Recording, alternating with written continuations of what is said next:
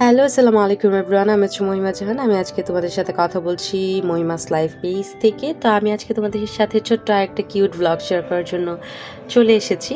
ওইদিন আমি আমার আম্মুর সাথে একটা ডিনার ডেটে চলে গিয়েছিলাম, যেটা বলা যায় বহু প্রতীক্ষিত একটা ডেট ছিল। তো আমি প্রায় ১.৫ বছর হলো প্ল্যান করছি যে আমি আর আম্মু কোথাও একা বের হব, একটু রিল্যাক্সে বসবো, গল্প করব, শুধুমাত্র আমি আর আম্মুই থাকবো, আর কেউ না।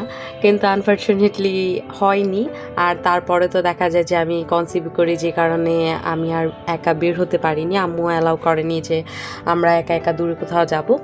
কিন্তু আমি তাও কোনো রকম এই ডেটটা কমপ্লিট করেছি যতটুকু পেরেছি। আমি আমার বাচ্চাকে নিয়ে গিয়েছিলাম, আর আমাদের বাসার কাছেই গিয়েছি, যেহেতু একা একা নাজানকে সামলানো একটু টাফ হয়ে যায়, আমার জন্য কষ্ট হয়ে যায়। তো সে কারণে খুব বেশি দূরে আমরা যাইনি কোথাও। কিন্তু তাও আমি আর আম্মুই বের হয়েছি, আর কাউকে নিয়ে যাইনি।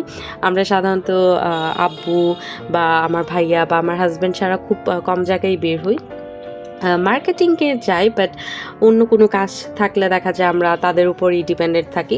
তো ওই দিন হচ্ছে আমি আর আম্মু দুজনে মিলেই বের হয়ে যাই। আর আম্মু যেহেতু একটু ক্যামেরা শাই বা ক্যামেরার সামনে আসতে খুব বেশি একটা কমফোর্টেবল ফিল করে না, তাই হচ্ছে আম্মুর ফেসে আমি হচ্ছে একটা স্টিকার দিয়ে দিয়েছিলাম। তো এখানে তো আমার বাবু এত বেশি দুষ্টামি করছিল, আর আমরা যে প্লেসটাতে গিয়েছিলাম অনেক বেশি মানুষ ছিল, তাই আমরা হচ্ছে সেখানে বার্গার আর হচ্ছে একটা সেট মেনু অর্ডার করেছিলাম। বার্গারটা খেতে পারলেও সেট মেনুটা আর খেতে পারিনি, কারণ এত বেশি গ্যাদারিং ছিল। আর এত বেশি গ্যাদারিংয়ের মধ্যে আমি নাজানকে রাখা একদমই প্রেফার করি না, যে কারণে আমরা খুব তাড়াতাড়ি আবার বাসায় চলে এসেছিলাম। শুধুমাত্র বলা চলে যে আমরা ওইখানে কিছুক্ষণ বসেছি, একটা বার্গার খেয়েছি। আমরা ঠিকঠাক মতো ওইরকম কথাও বলতে পারি না, আমরা আবার তাড়াতাড়ি চলে এসেছি, কারণ নাজান অনেক বেশি ঘেমে যাচ্ছিল, আম্মু অনেক বেশি ঘেমে যাচ্ছিল, তাছাড়া এত বেশি মানুষ ছিল। সব কিছু মিলিয়ে দেখা গেছে যে ওইখানে থাকা একটু প্রবলেমেটিকই হয়ে যাচ্ছিল আমাদের জন্য। তাই হচ্ছে আমরা বার্গারটা খেয়ে আর বাকি সব কিছু প্যাক করে বাসায় চলে এসেছিলাম আমরা।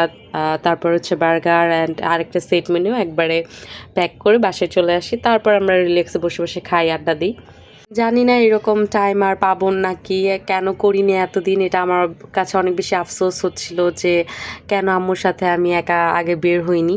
আম্মুর সাথে আগে আমি একা অনেক বের হয়েছি, বাট কখনো এরকম খাওয়ার জন্য যাইনি, বা আম্মুকে আমি কখনো ট্রিট দেইনি। তো আমার কাছে এটা খুবই আফসোস লাগছিল যে আম্মুকে নিয়ে আমি কেন বের হলাম না, বা আমরা টাইমটাকে আরেকটু এনজয় করলাম না কেন। এখন তো আমার বাচ্চা হয়ে গেছে, এখন চাইলেও দেখা যায় সব সময় সব জায়গায় যাওয়া যায় না, অনেক বেশি রেস্ট্রিকশন থাকে, কারণ বাচ্চার হেলথ নিয়ে তো কোনো কম্প্রোমাইজ করা যায় না, বা আমরা বাবা মারা একদমই করতে চাই না।